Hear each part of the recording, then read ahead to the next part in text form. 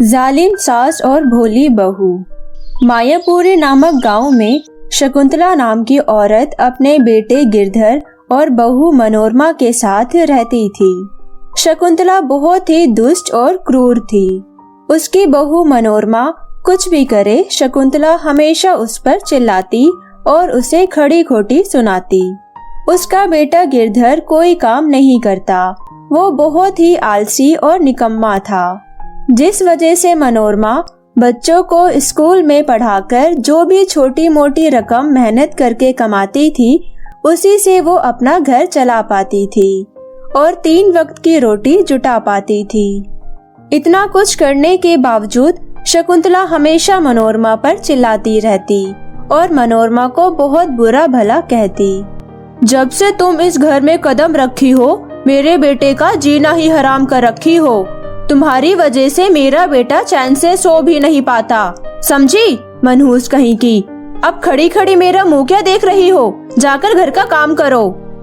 इस तरह शकुंतला हमेशा मनोरमा को खरी खोटी सुनाती, जिससे मनोरमा को बहुत दुख पहुंचता था। उसके पति गिरधर भी मनोरमा का साथ नहीं देते थे। वो भी माँ शकुंतला के साथ मिलकर मनोरमा को नीचा दिखाने का एक भी मौका नहीं छोड़ते थे। बेचारी मनोरमा इतना कुछ सुनने के बावजूद भी एक अच्छी बहू और एक अच्छी पत्नी होने का सारा फर्ज निभाती थी। फिर एक दिन हर दिन की तरह वो बच्चों को पढ़ाने स्कूल की तरफ निकल पड़ी और जब बच्चों को पढ़ाकर वो वापस घर लौट रही थी, तभी चिड़चिड़ाती धूप के कारण वो बेहोश होकर रास्ते पर गिर पड़ी। उसी रास्ते के पास एक पीपल के पेड़ पर माया चुड़ैल का डेरा था। उसने जब मनोरमा को ऐसे धूप में रास्ते पर बेहोश पड़ा हुआ देखा तो वो बोली, अरे ये औरत कौन है? लगता है तेज धूप के कारण ये बेहोश होकर गिर पड़ी।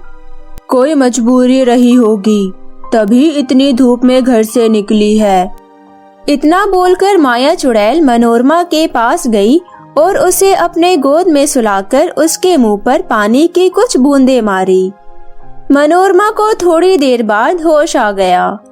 मनोरमा अपने सामने चुड़ैल को देखकर काफी डर गई और डर के मारे वो कांपने लगी।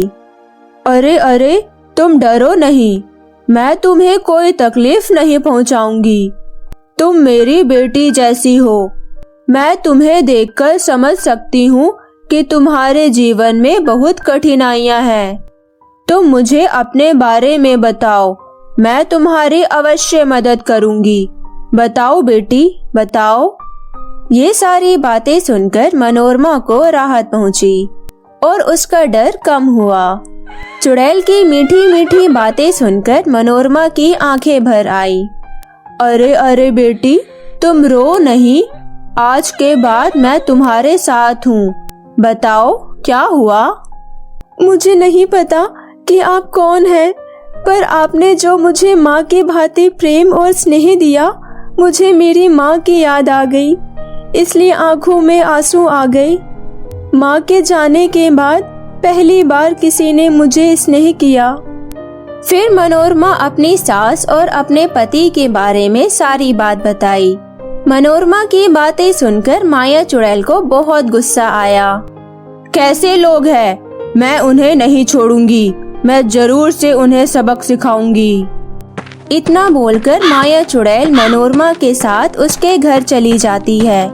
इधर उसकी सास शकुंतला और उसका बेटा गिरधर मनोरमा का इंतजार कर रहे थे ताकि वो मनोरमा से स्कूल में मिले पैसे ले सके। फिर जैसे ही मनोरमा घर आई, शकुंतला ने उससे कहा, आ गई महारानी जी। इतनी देर कहाँ लगा दी महारानी? क्या तुझे पता नहीं है कि घर का सारा काम पड़ा है? काम क्या तुम्हारी माँ आकर करेगी? चल अब जल्दी से अपने काम पर लग जा, नहीं तो मैं ये तेरी जुल्फे काट कर आग में जला दूंगी, समझी? चल अब जल्दी से मिले हुए पैसे निकाल। शकुंतला मनोरमा से पैसे छीनकर अपने बेटे के साथ कमरे में चली जाती है और वहां जाकर खुशी से पैसे गिनती है। चुड़ैल ये सब देखकर कहती है, मुझे कुछ न कुछ तो करना पड़ेगा। चुड़ैल शकुंतला के पास जाकर उसके हाथ से पैसे छीन लिए वो पैसे हवा में उड़ने लगे। ये देख शकुंतला और उसके बेटे दोनों बहुत डर गए। वो पैसे उड़ते हुए मनोरमा के पास चले आए। ये देखकर उसका बेटा बोला, माँ, यह क्या? पैसे अपने आप हवा में उड़ रहे हैं और अपने आप मनोरमा के पास चले जा रहे हैं। वही तो, मैं भी ये समझ नहीं पा रही हूँ। जरूर ये सब तुम्हारी पत्नी की कोई चाल है। चलो चलकर उसे अभी मजा चखाते हैं। ओ महारानी, ये क्या नाटक कर रही है? इतना बोलकर शकुंतला मनोरमा को एक जोरदार थप्पड़ मारने के लिए हाथ उठाई। तभी चुड़ैल शकुंतला का हाथ पकड़ लेती है और उसे ही अपने ही हाथों से जोरदार तमाचा मरवाती है।